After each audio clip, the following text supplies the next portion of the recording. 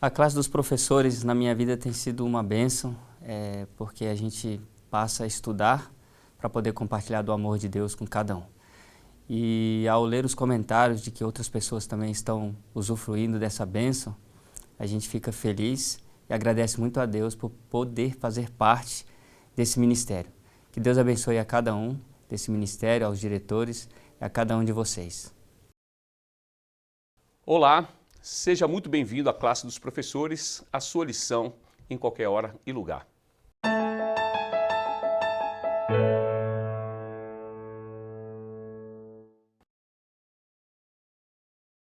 Que bom que você está aqui conosco mais uma vez para a gente passar esse estudo da nossa classe dos professores, e essa lição está realmente especial, que tem um tema aqui, Entendendo a Natureza Humana. Mas antes de começar, de entrar na lição, você já sabe que eu vou fazer um pedido especial. Se você ainda não é inscrito no canal, se inscreva no nosso canal, ative a notificação para que você receba sempre uma notificação nossa quando um conteúdo, e os nossos conteúdos são relevantes, para que você esteja sempre próximo da gente nessa jornada evangelística. E se você também se sente responsável por compartilhar a palavra de Deus, eu tenho certeza que você se sente assim, clique em compartilhar. Eu vou fazer um desafio. Compartilha com pelo menos 10 contatos seus, e assim a palavra de Deus está sendo levada aos quatro cantos, que é o nosso papel nesse tempo do fim, que é conectar e espalhar a mensagem de Deus. E por isso, eu vou mandar um abraço especial para três pessoas que nos acompanham. E o Célio Vitor nos acompanha da cidade de Capoeiras, no Pernambuco. A Marilene Lessa nos acompanha da cidade de Campos dos Goitacazes, Rio de Janeiro. E nós temos também aqui o general Alfredo Tobias, que nos acompanha de Moçambique. Muito bom. E agora, antes da gente entrar na lição, vou apresentar aqui, você já conhece esse time que está aqui conosco. Aqui nós temos o pastor Davi Sabino, que é membro aqui da Igreja Adventista do Lago Sul. Nós temos aqui a Marlice, também membro da Igreja Adventista do Lago Sul. E a Geni, também membro daqui da Igreja Adventista do Lago Sul. Eu sou Ricardo Vilela, ancião aqui da igreja. E nós vamos agora entrar nessa temática importante que está dizendo aqui, entendendo a natureza humana. E o verso para memorizar diz assim, ó, então o Senhor Deus formou o homem do pó da terra e lhe soprou nas narinas o fôlego de vida, e o homem se tornou um ser vivente. Gênesis 2, 7. Mas para a gente começar, eu vou pedir para que o pastor Davi Sabino faça uma oração para que a gente entre numa atmosfera espiritual. Por favor. Vamos orar. Querido Deus, louvamos teu nome pelas bênçãos deste momento.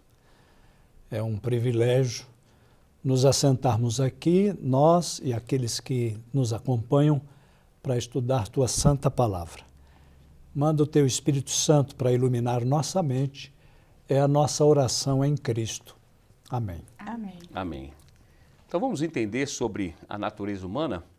Aqui no sábado diz assim, ó, que a tensão entre a palavra de Deus, você certamente morrerá, e a falsa promessa de Satanás que diz, é certo que não morrerão, não estava restrita somente no Jardim do Éden.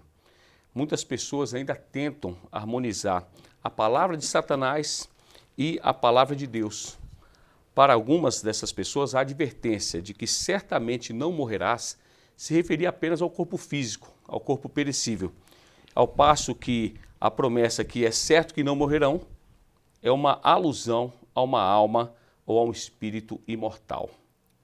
Será que existe realmente uma diferença entre o espírito imaterial que sobreviva à consciência, conscientemente à morte física? Então, nessa semana, nós vamos considerar como o Antigo Testamento define a natureza humana e a condição dos seres humanos após a morte. Então, pastor, nós vamos aqui começar na lição de domingo, que tem o tema aqui, um ser vivente. E no domingo nós lemos Gênesis 1, 24 a 27 e Gênesis também 2, de 7 a 19. Aí eu te pergunto, pastor, que semelhanças e diferenças existem entre a maneira pela qual Deus criou os animais e a humanidade? E mais, o que Gênesis 2:7 nos diz sobre a natureza humana? Ricardo, esse tema sempre foi muito controverso, né? o assunto da morte, o que acontece, o que deixa de acontecer, mas há uma coisa interessante no texto que talvez a gente, num estudo mais rápido, deixa passar, que é o fato de que a Bíblia faz uma distinção, mesmo que assim pequena, mas ela de fato existe, entre a criação de homens, ou o ser humano, e animais. Então, isso nos ajuda a entender a natureza humana, que é diferente da natureza dos animais em geral. Porque, segundo a Bíblia, a gente percebe que, embora os animais e homens tenham sido criados do pó da terra, há uma distinção entre a criação dos animais e dos homens. Pelo menos duas que a lição coloca aqui, né? A primeira é que quando Deus criou o homem, Deus não apenas disse exista o homem. Deus se envolveu pessoalmente nessa criação. Esse é o primeiro aspecto. Ele moldou, ele se aproximou, ele se envolveu pessoalmente nesse criar. Né? E o segundo aspecto que a lição coloca aqui é que Deus criou o homem e a mulher segundo a sua própria imagem. E aqui está um detalhe importante. Gênesis capítulo 2, o verso 7, refere-se ao homem, mas não existe um texto semelhante se referindo aos animais. Verdade. O 2,7 de Gênesis diz, depois que Deus ele moldou, depois que ele se envolveu pessoalmente, depois que ele soprou nas narinas o fôlego de sua própria vida, o homem se tornou. Tornou-se o quê? Tornou-se uma alma, um ser vivente. O hebraico usa a expressão nefesh jayá, né? Alma vivente. Querendo dizer que a soma dos elementos que foram colocados na criação do homem tornou o homem um ser diferente, especial. E nunca o texto diz que Deus colocou no homem uma entidade consciente que foge dele, que sai dele quando ele morre. Ele é uma alma, ele não tem uma alma. Então, essa compreensão faz toda a diferença na nossa visão de quem nós somos e da forma como Deus nos criou. Verdade, alma vivente, interessante essa elucidação que a Bíblia nos traz, né? E chegamos aqui na segunda-feira, Geni, nós temos aqui justamente o tema, a alma que pecar morrerá. E aí como é que os versos de Ezequiel 18, 4 a 20, 4 e 20 e Mateus 10, 28 podem nos ajudar a entender a natureza da alma humana? O pastor Davi fez uma bela explanação sobre como o ser humano foi criado e aqui esse verso diz claro, né, que a alma que pecar morrerá. A morte, ela é a consequência natural do pecado e afeta toda a vida deste mundo, tanto homens quanto animais. Eclesiastes 3,19 fala disso, que a sorte do ser humano e a do animal são idênticas. Quer dizer, todos nós vamos morrer. Animais, plantas também, né? De todo ser vivo que tem no planeta. Já em Mateus 10, 28, Jesus diz que não devemos temer quem mata o corpo, mas não tem poder para matar a alma. Aqui nós temos dois conceitos bíblicos importantes. O primeiro é que seres humanos e animais morrem. O segundo conceito é que a morte de uma pessoa implica a cessação de sua existência como alma vivente. A solução para esse dilema da morte, ele não é que uma alma sem corpo e que migra para o paraíso, ou vai para o purgatório, ou mesmo para o inferno. Não, não é isso. A palavra de Deus ela é muito clara. Tem uma solução para a morte. E a solução é a ressurreição. João 6,40, Jesus diz, a vontade do meu Pai é que todo aquele que vir o Filho e nele crer tenha a vida eterna. E eu o ressuscitarei no último dia. É muito clara a palavra de Deus.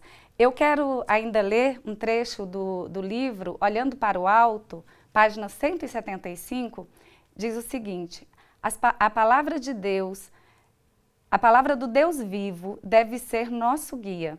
Cada um deve reconhecer sua dependência dele, a quem pertencem por criação e redenção. Leiamos e estudemos as declarações feitas no 6º capítulo do Evangelho de João. Oremos por este entendimento dessas verdades. Quando aqueles que alegam crer em Cristo o recebem pela fé, ele será para esses sua santificação, sua justiça e sua grandíssima recompensa.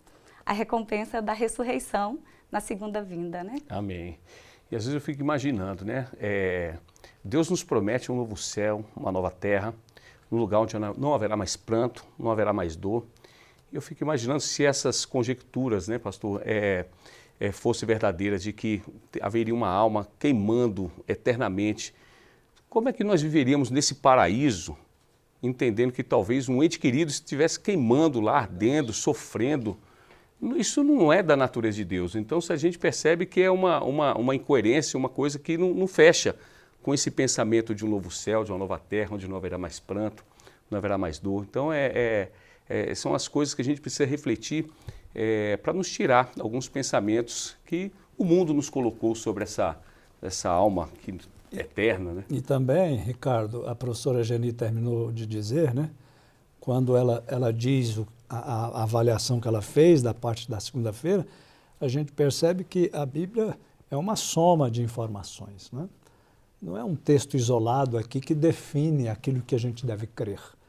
A Bíblia ela dá um colorido interessante à compreensão da natureza humana exatamente por isso, porque você soma as informações de autores diferentes e de épocas diferentes, sempre inspirados pela mesma mente, para que você entenda um tema tão complexo, né? Verdade, verdade.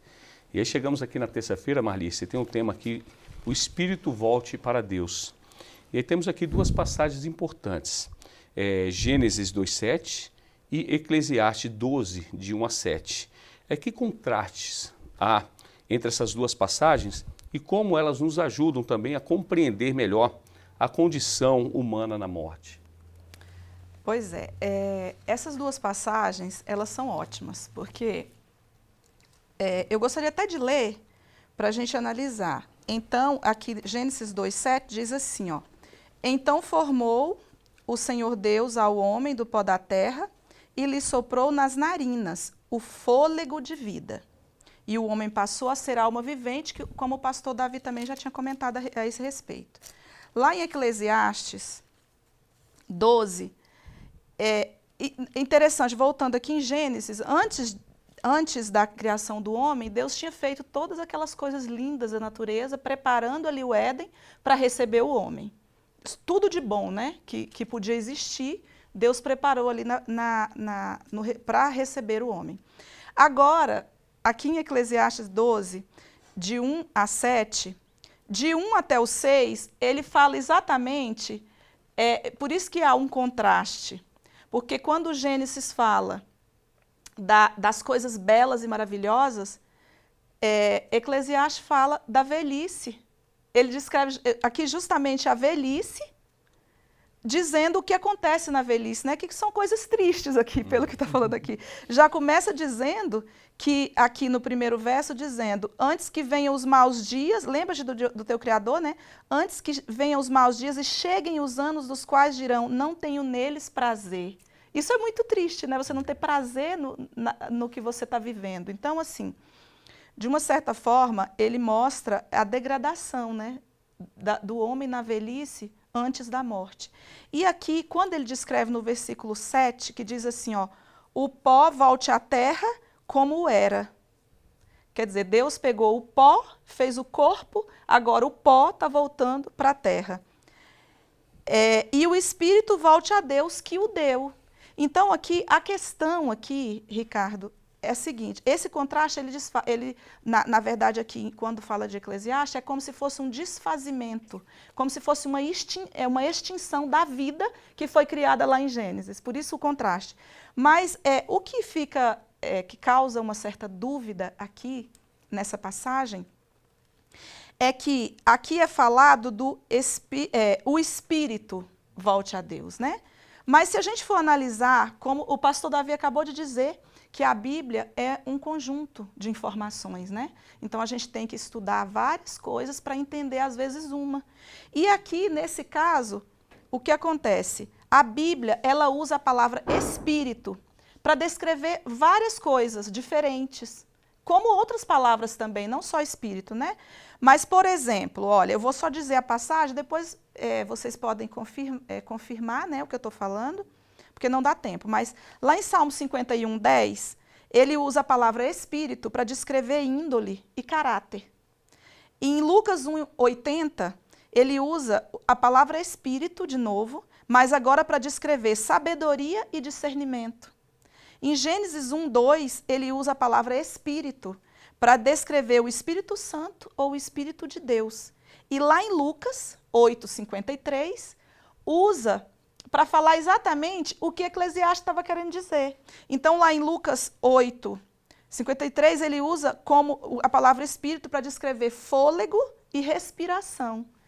Então, aqui, olha, em Eclesiastes 12, 7, quando fala que o espírito volte a Deus, ele está dizendo, e o fôlego de vida volte a Deus. Era como se ele estivesse dizendo. A mesma coisa que se Gênesis dissesse assim, ó, e soprou nas narinas o espírito de vida, que ia ser a mesma coisa.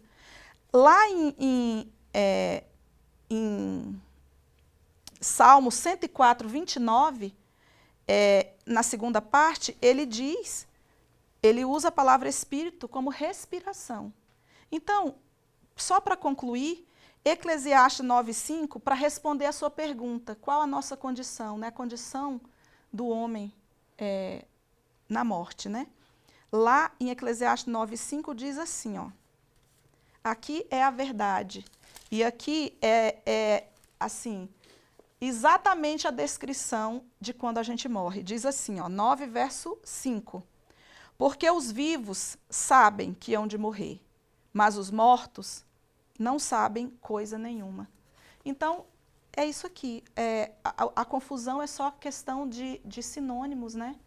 E se a gente for estudar outras passagens, a gente vai concluir isso aqui que a gente está estudando agora. Muito bom. É isso. Bom, profundo, né? E aí chegamos aqui na quarta-feira, que vai aprofundar um pouquinho no que a Marlice falou aqui no final, que tem um tema justamente que os mortos não sabem nada. Eu pergunto aqui, né, pastor, o autor ele traz alguns textos bíblicos que endossam justamente essa ideia de que, de fato, os mortos não sabem de nada. Então eu te pergunto, pastor, quais são esses textos e o que eles dizem também, aprofundando mais na condição da natureza humana na morte? Para você ver, né, Ricardo, Marlice, professora Geni e tal, né, amigos que estão acompanhando. O próprio guia de estudo da lição, ele vai somando as informações na mente da gente até a gente formar um conceito mais completo de um assunto mais amplo, como a existência humana, a morte, que são temas muito controversos, né?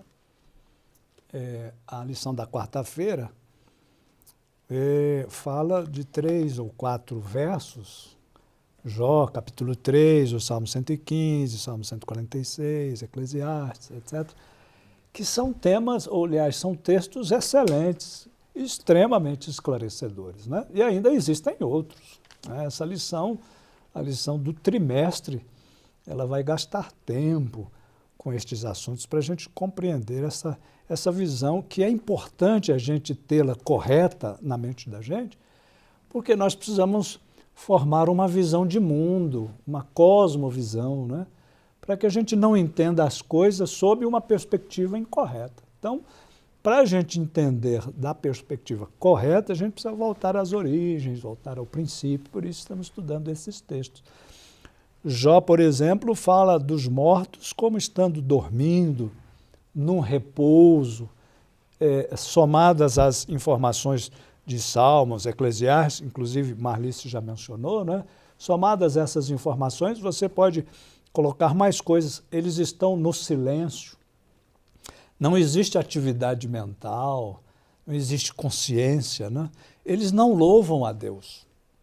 Então, os mortos, eles não estão na presença de Deus louvando, ou sendo julgados, ou em alguma atividade. A Bíblia, na soma das informações que foram dadas pelo Espírito Santo, né? que é Deus, né?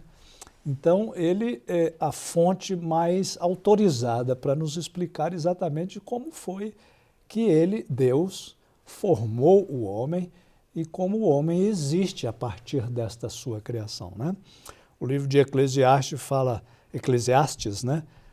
de mortos não sabendo de nada, não há obra, não há projetos, não há conhecimento, nem sabedoria alguma. Então, a lição da quarta-feira e a lição da semana nos ajuda a entender uma coisa. A gente não tem que entrar em pânico com esse negócio. Verdade. A gente tem que simplesmente confiar na revelação de Deus, porque a Bíblia, ela é um livro com autoridade, porque ela é revelação.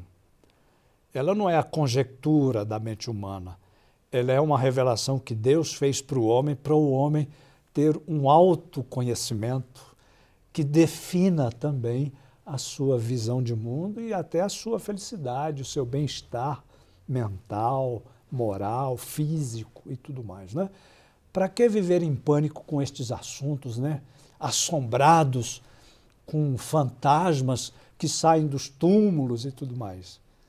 Estas são coisas que vêm da filosofia grega e de tradições de povos antigos, mas que não têm nenhum respaldo bíblico. Para Deus, para a Bíblia, e a Bíblia é Deus falando, o homem existe 50, 70, 80, 90, alguns chegam a 100, não é? Esses dias enterramos o pai de uma amiga, 102 anos, mas quando a morte vem, acabou, aí é silêncio, aí não há mais negócios, não há mais atividade, o fôlego, a respiração volta para quem deu, o corpo volta para a terra, e segundo o livro de Hebreus, nós estamos, uma vez mortos, aguardando o desenrolar, o desdobramento dos planos que Deus teve para nós em vida. E então nós receberemos a nossa recompensa, se a vida é eterna, porque vivemos em comunhão com Cristo e o amamos e o servimos, ou a não vida eterna, que é a destruição final de todos aqueles que não amaram a sua vida. Verdade. E eu acho que o grande aprendizado que nós temos com esse estudo é que muitas vezes a gente percebe, especialmente quando nós vamos assim em velório, né? As pessoas às vezes até cristãs, mas talvez que não tenham um aprofundamento bíblico, falam, a gente precisamos rezar pela alma, né? Para que ela possa encontrar a paz. Eu, pautado na Bíblia, o conselho é o seguinte: ore pela pessoa em vida, porque ali é o momento dela encontrar Cristo, encontrar a salvação. Porque uma vez ela morta, ela está descansando. O juízo já foi feito para ela. Ela terá duas oportunidades. Se ela aceitou a Cristo, ela vai abrir os olhos na volta de Cristo, ou se não, num próximo milênio. Mas aí entraria numa outra temática de estudo, que seria bastante interessante. Então, a oração que basta e que funciona é para aquela pessoa que está viva, para que ela possa, de fato, aceitar o sacrifício da cruz. Essa sim, né? Porque depois que morre, nós não sabemos mais nada, né? E aí entramos aqui na quinta-feira, Geni, e tem um tema aqui, descansando com os antepassados. E aí os textos apresentados aqui nesse dia são Gênesis 25, verso 8, 2 Samuel 7, verso 12, 1 Reis 2, verso 10 e 22, verso 40. O que esses textos acrescentam à nossa compreensão a respeito da morte? Em Gênesis 25, 8, fala que Abraão descansou e foi reunido com seus antepassados. Em 1 Reis 2, 10, diz que Davi repousou com seus antepassados. E 1 Reis 22, 40 diz que Acabe adormeceu com seus antepassados. Eu gostei bastante dos 3 aspectos que o autor do nosso guia de estudo destacou nesse dia, sobre o que é descansar com seus antepassados, né? O primeiro aspecto é a perspectiva de que mais cedo ou mais tarde todos nós também iremos descansar dos nossos labores e sofrimentos deste mundo, né? A gente vive numa tribulação, numa agitação, corre daqui, corre dali, uma hora a gente vai descansar de tudo isso. O outro aspecto é a convicção de não sermos os primeiros a passar por isso, né? E nem únicos, porque os nossos antepassados já trilharam esse indesejável caminho, né? A gente não quer a morte. Por mais difícil que esteja a vida, nós lutamos para viver. Nossos antepassados, eles já nos antecederam, já passaram por isso.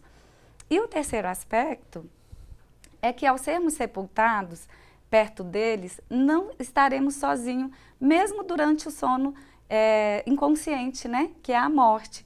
Mas estaremos juntos, ali perto, né? Só fisicamente mesmo falando. Isso até pode não fazer muito sentido, né, em alguma cultura moderna, individualista, né? Mas isso era muito significativo nos tempos antigos. E em todas essas passagens que você citou aí, em nenhuma há denotação de movimentação da alma, mas sim o inevitável destino de toda a humanidade pós-queda. Todos nós iremos morrer. Verdade. Quão profundo nesses textos. E aí, Marlice, chegamos aqui na sexta-feira. Eu vou pedir para você fazer um fechamento desse estudo que foi muito rico para todos nós. Né? Muito mesmo. O pastor falou aí da questão, ele falou vários versos, né, que falam o que vem a ser a morte, né, um sono, um descanso. E aí eu me lembrei que há 11 anos atrás eu fiz uma cirurgia, Ricardo, e me falaram que eu ia ter que usar aquela anestesia RAC, e eu tinha muito medo. Então eu falei para o médico se eu podia ser dopada antes de tomar essa anestesia, para eu não ver, né, não sentir. E ele concordou e assim foi feito, foi muito bom. Olha, até hoje eu agradeço a Deus por isso, né? E aí eu realmente fui dopada e eu apaguei no quarto ainda, né, que eu estava internada. E me levaram para a cirurgia, eu ali não estava, né, estava inconsciente, não sabia de nada. E eu só me lembro assim que eu tomei um remedinho e deitei. Isso é que eu me lembro, então eu apaguei. O próximo instante da minha vida, meu próximo evento foi o quê? O médico, Marlice, acorda, já passou. Está tudo resolvido. Aquilo para mim foi uma emoção muito grande. E aí eu me lembrei disso porque aqui, em Apocalipse 20, né, 7 a 15, ele fala que os mortos, eles fecham os olhos e o próximo evento que verão será a volta de Jesus. E o seu retorno, né, ou o seu retorno após o milênio, dependendo, que é um outro estudo, né? E aqui o grande conflito, ele traz no capítulo 40 um texto muito interessante. Porque quando eu fiz a cirurgia, foi isso, né? O primeiro instante eu apaguei, no segundo instante alguém me chamando. E aqui no grande conflito traz uma coisa que eu achei tão lindo, que é exatamente o que ocorre com a pessoa que morre. Ela não apaga como eu apaguei, mas eu não ressuscitei, eu ainda estava viva. Mas a pessoa que morre, ela acabou ali, né? Ela apagou e não vai voltar por enquanto. Mas o próximo evento dela é o que diz aqui no grande conflito, que diz assim, ó: por entre as vacilações da terra, o clarão do relâmpago e o ribombo do trovão, a voz do Filho de Deus chama os santos que dormem. Ele olha para a sepultura dos justos e, levantando as mãos para o céu, brada: despertai, despertai, despertai. Os mortos ouvirão aquela voz, e os que ouvirem viverão. Que naquele dia nós possamos estar entre aqueles que ouviremos a voz de Deus, para que possamos viver, continuar vivendo, né? Amém. Que estudo profundo. Interessante, né, Ricardo? Estava ouvindo aqui a Marlice, né, na experiência da anestesia, né? Se houvesse uma entidade consciente dentro da gente, como dizem, né, há uma alma que escapa, então a anestesia teria sido só para o corpo, né? É verdade. Ela continuaria vendo tudo, consciente, acompanhando todo o acontecimento. Certamente houve um lapso de tempo, Sim. né, entre a dopagem, né, ou aquele momento em que ela foi dopada por aquele medicamento e depois a anestesia. Tudo aconteceu, gastou quanto tempo? Sei lá, 3 horas para que ela retornasse? Acho que mais ou menos isso. Umas 3 horas, É, né, por aí. Ela não tem nenhuma consciência do tempo. Ela dormiu, dormi agora. E como se, no mesmo instante, o médico, Marlice, acorda. Então, não foi uma anestesia do corpo, porque ela o ser humano é um ser completo, ele é uma alma vivente. Então, não existe uma entidade consciente que escapa e fica assistindo o corpo inconsciente, morto, em silêncio, sem vida. Então, do ponto de vista bíblico, dos textos somando as suas informações, e estes textos foram inspirados pela mente divina, né? Então fica muito claro que nós somos uma alma e nós não temos uma alma. Verdade. Profundo. Eu acredito que você deve estar aí pensando, né? Muitas coisas. E aí, como recado final, eu sempre falo aqui, ó, aqui está o guia. Não tem para onde fugir. E nós estamos vivendo um momento muito importante da história humana em que as decisões precisam ser tomadas e que isso aqui precisa ser esquadrinhado com muita responsabilidade para que a gente não possa ser enganado por ventos de doutrina que estão sendo espalhados, justamente com um único objetivo, confundir a nossa mente na verdadeira adoração. Então, esse é o apelo que eu lhe faço de aprofundamento da palavra para que você esteja consciente dos acontecimentos e para que você também possa tomar uma decisão consciente e que essa decisão seja por Cristo. E agora, para finalizar, Geni, eu vou pedir para que você faça uma oração, pode ser? Pode ser. Senhor Deus, nós te agradecemos por esse momento que passamos aqui, um momento tão especial estudando a Tua Palavra. Obrigada, Senhor, porque a Tua Palavra nos traz conforto, nos traz esperança de vida eterna. Senhor Deus, que outras pessoas também possam ser motivadas a estudar e a entender os planos que o Senhor tem na vida de cada um de nós. Sabemos que o Senhor ama a cada um de forma individual e tem planos grandiosos para as nossas vidas. Nós te agradecemos em nome de Jesus. Amém. Amém. Amém. Muito bom, muito bom. Muito obrigado por você estar aqui. Mais uma vez eu te peço, se você gostou, curte aqui, compartilhe esse conteúdo, que eu tenho certeza que muitas pessoas ainda têm confusão acerca dessa temática e você pode ajudar compartilhando essa lição. Muito obrigado, esperamos você numa próxima lição.